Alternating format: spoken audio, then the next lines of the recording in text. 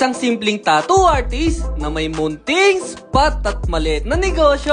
Alam nyo ba na may pinaka-common na nangyayari sa pagitan ng tattoo artist at clients minsan? Madalas nga may bad feedback mula sa kanila. Ito nga yung complaint after a month pagtapos magpa-tattoo. So masasabi ko na nasa pulihilid na yon kasi isang buwan na, diba? Kesyo daw lumabo, nagsugat, bakit daw ganito, ganyan, at marami pang ang iba. So base nga sa aking experience at observation, minsan nga nasa client talaga ang problema. As always nga na reminder ko sa mga kliyente ko ay lagi nga mag-nail cutter ng kuko dahil ang tattoo nga ay makati sa balat. Bakit? Kasi possible na pwede mo siyang makamot kahit natulog ka at madamage. Iwasan ng mga maalikabok na area, direct sunlight at pagpawisan. Malaki kasi ang chance na dyan magumpisa ang infeksyon dahil nga ang tattoo ay open wound pa nga or sugat. Ito isa sa mga important, wag na wag muna kayong magsiswimming sa kahit anong paliguan, dagat man yan o swimming pool ng isang buwan. Ay talaga nga naman magiging peklat o keloid yan tattoo mo kapag ginawa mo yan.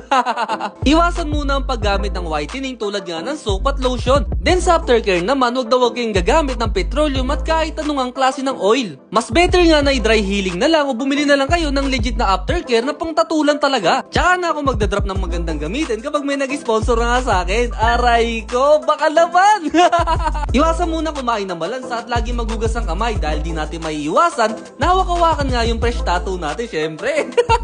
At saka dapat i-review mo muna yung tattoo artist, tignan mo yung feedback sa kanya at ratings. Kapag komportable ka na nga sa napili mong tattoo artist, sana ako yun, char. Ibig sabihin nun, isa ka sa mga ka-avail ng promo ko sa tattoo ay one of the valuable and sensitive is a permanent tattoo sa buong kalawakan at sa buong mundo, sa buong Pilipinas, o sa banyan.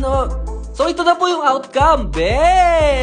Talaga nga naman bumaga yung ginawa ko sa kanya dahil kaputian di si ma'am. Ika nga na sa akin, lahat daw sila sa bahay nila ay malalaki. Kaya elephant ang perfect symbol. Ngayon, ang kasama naman ni Thumbs Up Boy, si ma'am, meron siya pinaproject sa akin na scar cover up. Pwede ko na lang ba hingin yung like reaction mo? Kung ayos lang din naman, pakihit na rin ako ng follow button. So this is Reven Tattoo TV. So yun lang, keep safe!